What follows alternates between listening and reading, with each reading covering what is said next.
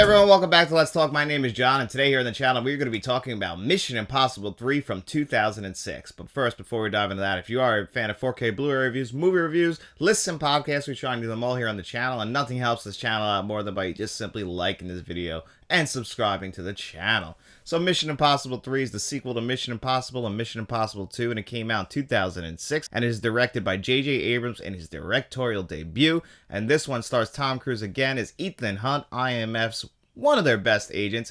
And we bring in plenty of new players in this movie, except we're bringing back Ving Rhames again, because Ving Rhames and Tom Cruise are really the through line through this entire franchise. We also bring in Michelle Monaghan as Ethan Hunt's fiance. We bring in Maggie Q as another member of the IMF team. We bring in Simon Pegg for the first time. He would become a through line through the rest of the franchise, but he's kind of reserved in this movie. He's really a behind the scenes kind of guy, but it's really cool to see him pop up in here for the first time, as his role would eventually expand once we get the Ghost Protocol. And this movie, I think, has the most heart in the entire franchise. You know, Ethan Hunt, at this point, he's looking to settle down. He's just teaching future IMF agents, and unfortunately, on one day, the day of his engagement party, he finds out that one of the agents that he trained is in a really bad situation, that if she doesn't get out of it, she's most likely going to die. So they have already assembled this team. They just need Ethan Hunt there to help guide everybody along and save this agent. Unfortunately, he can't do it, and she ends up passing away, and this weighs heavily on him. And he also has to now hunt down the guy who did this big-time arms dealer who's in possession of what is the big MacGuffin in this movie, the Rabbit's Foot. So now not only does Ethan Hunt want revenge on this guy,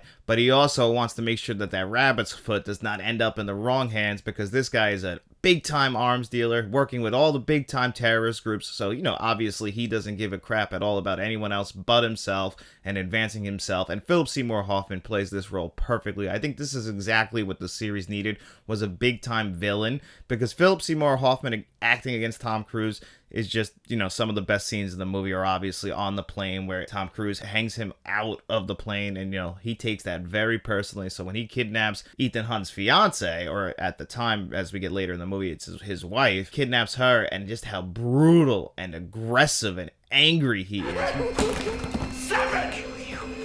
I'm gonna kill you, I swear to God! You feel it in him, because he feels like Tom Cruise's Ethan Hunt got one over on him, and he's not going to accept that. He's like, you know what, you threatened me? Well, I'm going to ruin everything about you. And Philip Seymour Hoffman, this is why he was one of our greatest actors of all time, and we lost him way too soon, because even him acting in a movie like this, a franchise film, he doesn't phone it in. He's fully willing and game to do anything. Obviously, I feel like Tom Cruise brings that energy to the set, because Tom Cruise, he's always willing to do all of his stunt work, and even in this movie, then they bring it up in all the interviews, is that Tom Cruise is always there, and it really does help everybody else be willing to do the work too, because he's so energetic, so happy. And Philip Seymour Hoffman brought this up in an interview too, is that having him do all the stunts just creates all these extra opportunities for close-ups, and it just makes everybody else on set willing to do the work as well. So I really do appreciate that, and just bringing in Philip Seymour Hoffman for this great scary performance is just awesome. Also, another person you have in this movie who's not phoning it at all, what I consider, and I've said it on the channel before, the most underrated actor ever, and that's Lawrence Fishburne.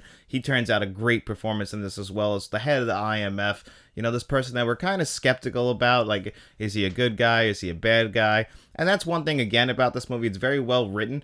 You know, this is kind of bringing back the emotion that we were missing in Mission Impossible 2. Mission Impossible 2 just was a great action movie, whereas this one, it really has the most heart of all the movies. Tom Cruise has a scene in this movie where he starts crying and the tears running down his face. I mean, that's some great crying acting. I noticed that, and I was like, oh my God, man, this guy really can act. And he was doing such a good job in this movie with that. You really feel for him and his relationship with his soon-to-be wife, and how he just wanted that life. But unfortunately, an agent like this, and they tell him throughout the movie, you can't have that life. And I'm not going to spoil the ending to this movie, but if you've seen the other movies, you kind of know how this relationship works out. But in this movie, you just really are hoping that they can make it work, but you just know deep, deep down that it can't, because the life that Ethan Hunt is forced to live, the life that he chose, the bet he made, he has to see this through no matter what, because situations like this, you know, is going to put not only himself in danger, his team in danger, but it's going to put his extended family in danger too. So he knows deep down that it probably won't work, but he's going to try and do everything in his power, not only to save the day, but make this work. And this movie does have some great action sequences. For his first directorial debut, you can see that J.J. Abrams flair throughout this movie. My biggest flaw with this movie is the cinematography, although the 4K does make it look a lot better. It just feels very 2006, where like the color is just a little too vibrant, where I would have kind of like turned that down a little bit, maybe the saturation down a little bit.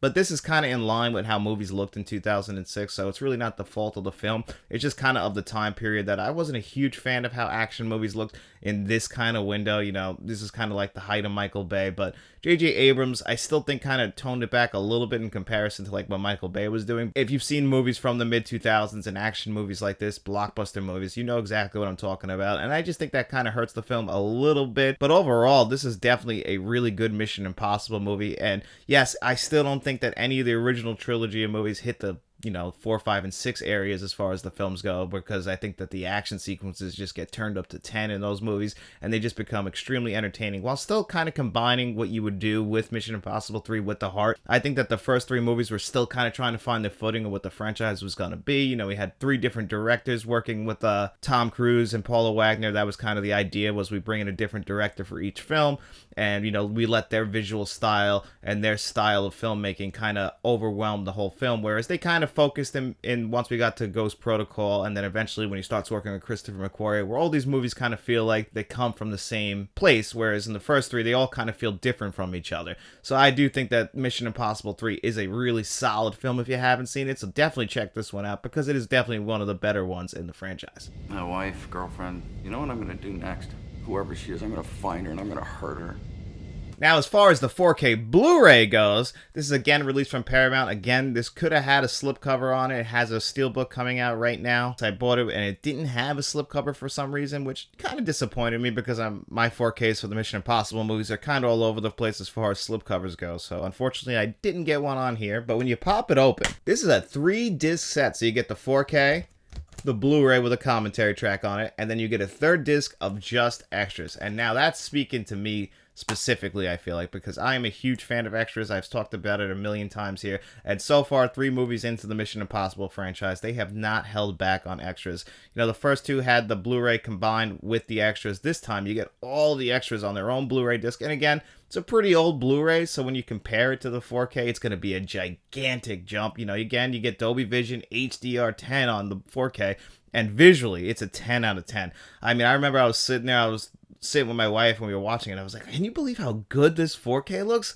I'm like, it's incredible. And I think the reason was because I just remembered how the Blu-ray was, because I had the Blu-ray before the 4K, and it was just so muddy and ugly. And that's the Blu-ray that's packed in here. It's a very muddy and ugly Blu-ray, and just extremely blown out. And that's kind of how the Mission Impossible Blu-rays were before Paramount really turned up the volume with these 4Ks, because the 4K, I used to really, like I said in my movie review of this, I really didn't like the cinematography for this movie. And it's really just because I hadn't seen how it's supposed to look, and now that they cleaned it up, enhanced it, made it look the best they possibly could for this 4K, yeah, this is how the movie was supposed to look. And I still don't love the cinematography for this movie, and that's just a personal taste thing, and that's not to take anything away from the disc, because the disc itself is perfect visually. Now, the only thing is, again, we don't get a Dolby Atmos track. It's a Dolby True HD 5.1, but it's a really good one. I was really surprised at how much use of the speakers they were using. It had a good amount of bass. It really did have stuff flying all over the room. It felt like an Atmos track. I was really surprised at how good this True HD 5.1 was.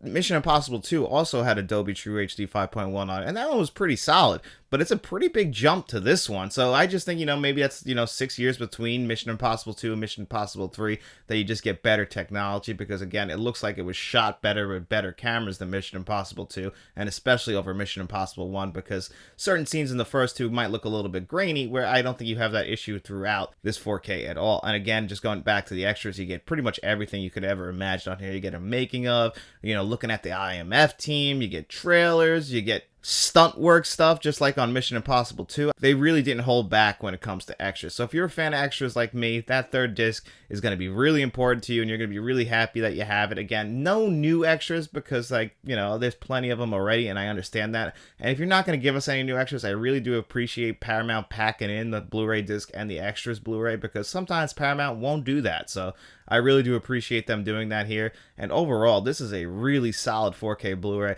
So far, 3 movies in, this is by far the best 4K you can get your hands on. It's also a really solid, so I can highly, highly recommend this 4K. I'm not going to give it a perfect score, but I'm going to give it a 9.5 out of 10, and I can definitely recommend you grab this film. and the 4K. So even if you don't grab the 4K, I definitely think you should check this one out if you're going to be watching your Mission Impossibles, getting ready for Dead Reckoning. This is definitely one you're not going to want to skip because it's definitely one of the better ones in the franchise. But anyway, guys, thank you so much for being here with me on another episode of Let's Talk. I really do appreciate all your support. And if you do want to keep supporting this channel, nothing helps this channel out more than just by you liking this video and subscribing to the channel. And then going out and telling all your IMF and MI6 friends about us. And then we'll be seeing you around.